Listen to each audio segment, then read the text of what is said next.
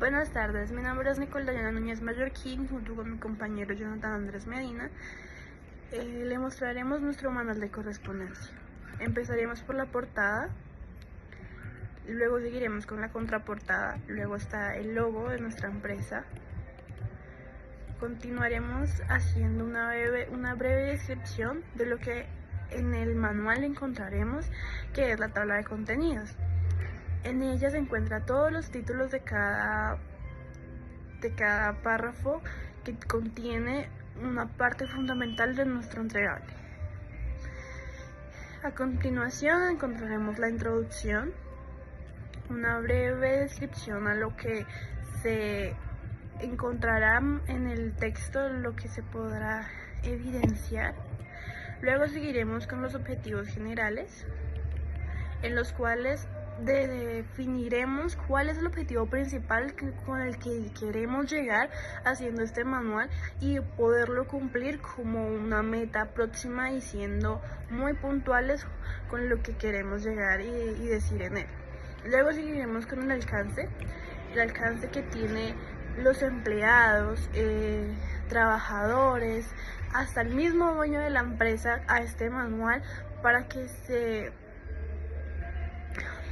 se instruya, para que sepa cómo hacer una correspondencia debida, para que sepa cuáles son las pautas a seguir a la hora de crear un manual. Luego seguiremos con el marco legal, en el cual encontraremos las 5 leyes más importantes que utilizamos para realizar este manual. Entre ellas está la ley 527 del 2000, la ley 1581 del 2012, el decreto 1080 del 2015, ley 1712 del 2014, Código de Comercio Colombiano y por último la GTC 185. Luego continuaremos con el glosario, en el cual describimos 10 palabras importantes de las cuales no teníamos el conocimiento ni el concepto, y las cuales investigamos y hallamos su definición. Seguiremos con el marco estratégico, en el cual describiremos nuestra visión y visión de la empresa, los valores corporativos, que vendrían siendo 5, entre ellos está trabajo en equipo, calidad, responsabilidad, servicio al cliente y sostenibilidad. Continuaremos con la producción de documentos, en la cual haremos una breve descripción sobre la importancia de la producción de un documento, en el cual definiremos específicamente cómo es el proceso a seguir, cuáles son los sectores de los cuales se sienten beneficiados a la hora de una buena producción de documentos. Seguiremos con una breve descripción del proceso, en la cual definiremos el paso a paso por el cual hicimos este manual, con cuáles criterios los trabajamos y sobre todo la importancia del manual. Primero que todo sería identificar las necesidades para las cuales se quiere crear el manual, porque si no tendríamos necesidades, pues no habría un principio para crear el manual. Luego seguimos con planeación y diseño. Esa seguiría como la planificación de hacer el manual, los detalles que tendría, las leyes, la organización y sobre todo las pautas, como el tipo de letra, en negrita, todo esto. Luego se diría la redacción del documento, en el cual tendría el contenido del documento se redacta de manera clara y precisa, siguiendo las expectativas, las especificaciones acordadas. O sea, los paso a pasos que tendría la redacción de este documento principalmente. Luego sigue revisión y aprobación. Es este paso muy importante, ya que el documento tiene que ser pasado por el jefe de área o el encargado de la salida de este documento y decir si está aprobado o no, si le falta detalles, corregirlo y mejorarlo. Entonces este paso es muy importante. Luego seguimos con la actualización y mantenimiento. Después de que haya sido revisado y aprobado, entonces necesita una actualización y luego usted necesita ser enviado a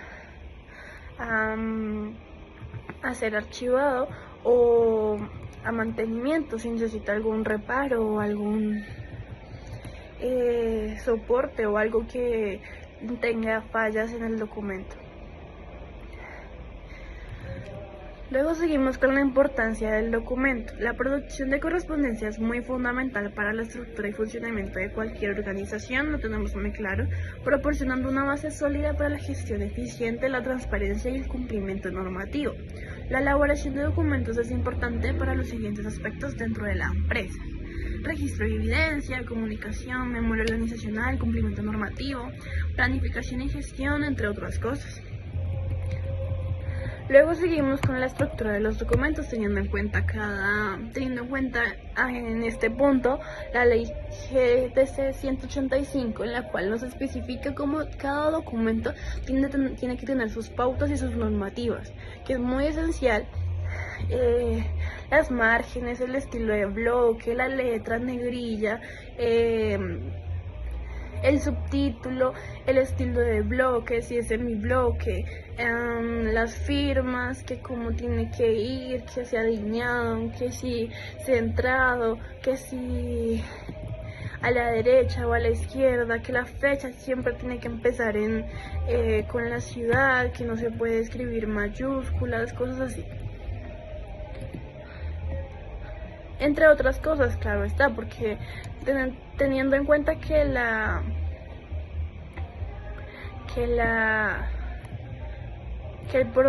estructura de los documentos es muy amplia, no podemos decir algo tan... Vamos a hablar sobre las tarjetas protocolarias. Estas tarjetas son como tal un documento donde se hacen invitaciones, saludos y entre muchas más cosas, siguiendo como tal una estructura que sea bien organizada por la empresa para poder tener como esa interacción con sus clientes y entre más cosas. Bueno, como tal, aquí están las tarjetas de la empresa, sí, como tal, sobre información ya más específica de la empresa, más personal de los